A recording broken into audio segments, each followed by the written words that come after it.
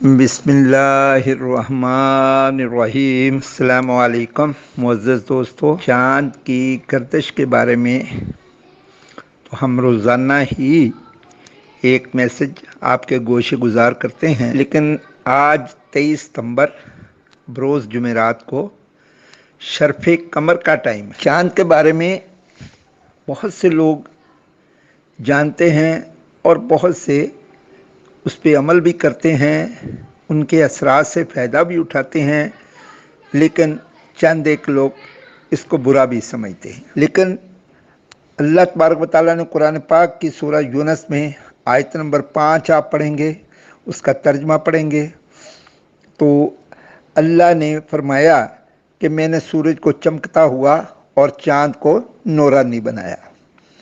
सूरह अनाम की आयत नंबर 96 देखेंगे, सूरह अंबिया की आयत नंबर 33 देखेंगे तो अल्लाह तबारक व तआला फरमाते हैं कि ये सब चाँद, सूरज, सितारे एक दायरे में तैर रहे हैं।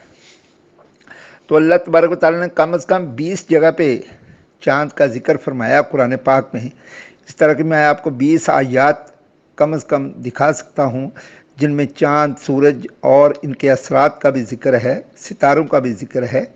तो इसी तरह शर्फ़ कमर के सिलसिले में आज मैंने आपसे थोड़ी सी गुफ्तगू करनी है। तो शर्फ़ कमर क्या होता है?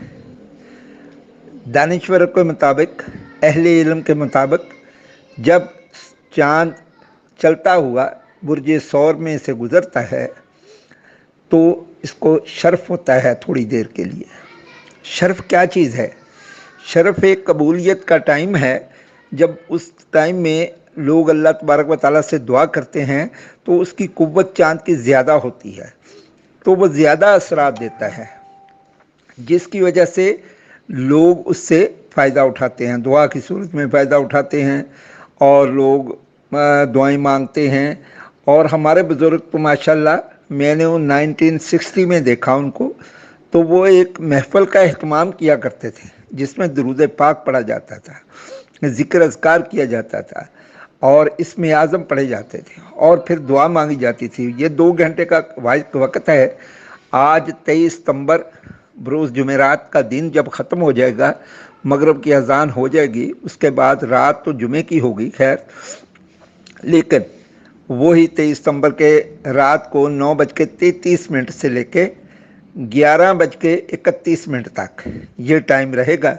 इस दौरान आप दुरूद शरीफ पढ़ सकते हैं, कुरान पाक पढ़ सकते हैं, कोई आपकी पसंदीदा आयात हैं वो पढ़ सकते हैं, अल्लाह तबारक व तआला से दुआ कर सकते हैं। अल्लाह तबारक व तआला आपकी दुआ को ज़रूर कबूल मंजूर फरमाएंगे। मेरा यकीन है कि आप खुशू व खसू के साथ और अल्लाह पाक को हाज़िर नाज़र करके और इकरार बिल लिसान व तस्दीक़ बिल क़ल्ब के मुताबिक, और अल्लाह पाक शारक के करीब हैं, ठीक है, तो इनको देखते हुए आप उस वक़्त दुआ मांगे तो अल्लाह तबारक व तआला ज़रूर हम सब की दुआओं को कबूल मंजूर फरमाएंगे। तो अल्लाह तबारक व तआला आपको उससे बहुत ज़्यादा बरकतें भी अता फरमाएंगे। आमीन सुम्मा आमीन या रब्बल आलमीन।